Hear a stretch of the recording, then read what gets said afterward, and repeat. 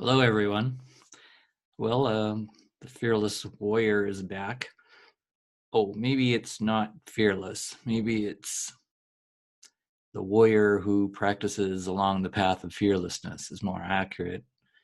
I'm here to do a fear analysis of today's youth, fear, and the future, particularly in regard to ecological problems.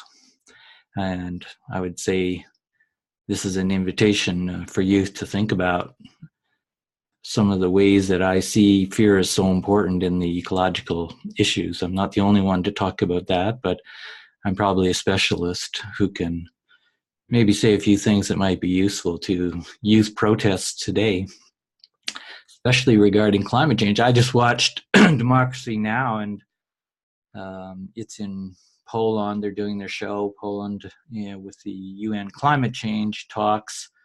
And it's, pretty dismal situation to watch, and the protests are there and many people on the streets, a lot of youth. But particularly I was interested in where I'm going to start this video on is Greta, who's a 15-year-old from Sweden who came down to the talks, and she actually was able to give a talk to the whole world, the UN, through the UN summit, on her views of the climate situation regarding global warming and human factors that lead to global warming, which have been known, as that program says. I'll put a link to it here at the bottom so you can see Greta talking.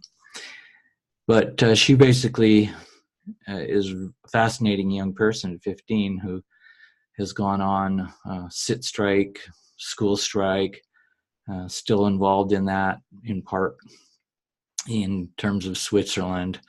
Swiss, to try and get them to,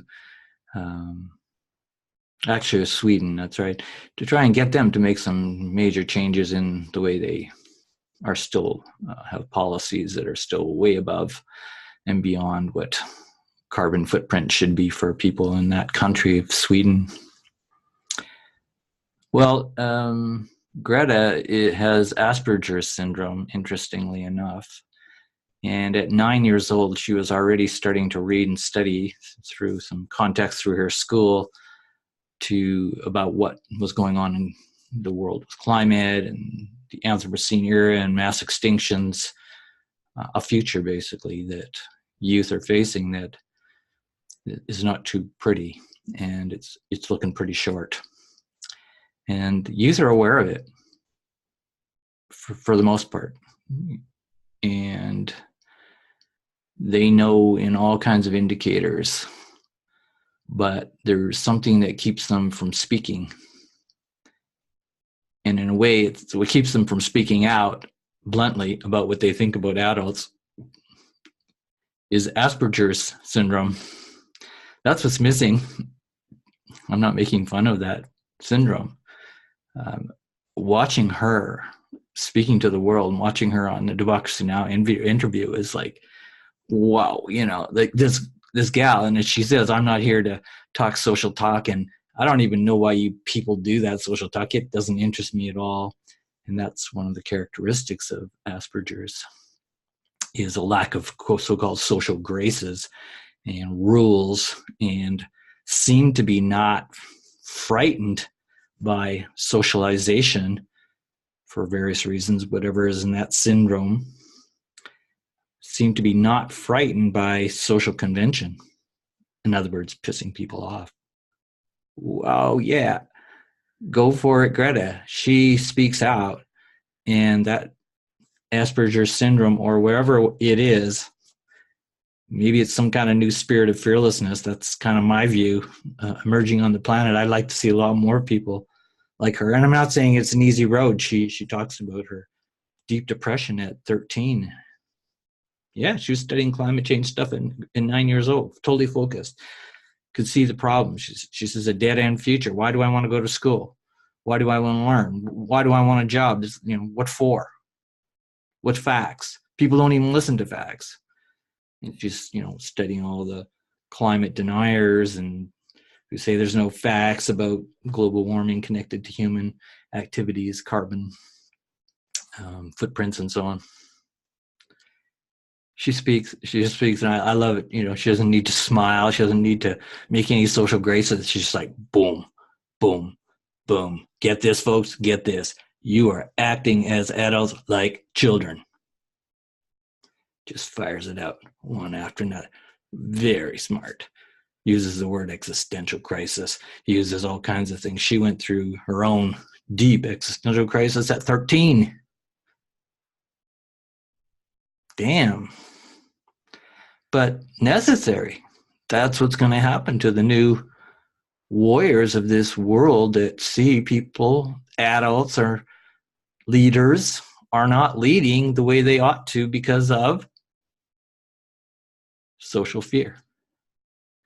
Now, that part she didn't get in the interview. There's a lot of interesting stuff. And I'm going to come back to this social fear at the last part of this video. I'm going to keep this short. So Greta was asked by Amy Goodman of Democracy Now! In the interview. So, you know, it's pretty rough years. Your dad was telling me when you realized that adults weren't really listening, and her parents even weren't really listening to her the way she wanted them to, and they weren't making the changes in their life, like going vegan or stop flying in airplanes and, you know, and jets and so on unnecessarily. And so she got very depressed. People weren't listening to her. And she studied and she knew what she was talking about. 13, she dives into a deep depression, and there's enough hormonal stuff going on, never mind having to deal with the world and all the realities of the facts of a pretty crappy situation coming up. And leaders not really doing a lot. So again, just reminding you that, you know, she suffers and young people are really suffering.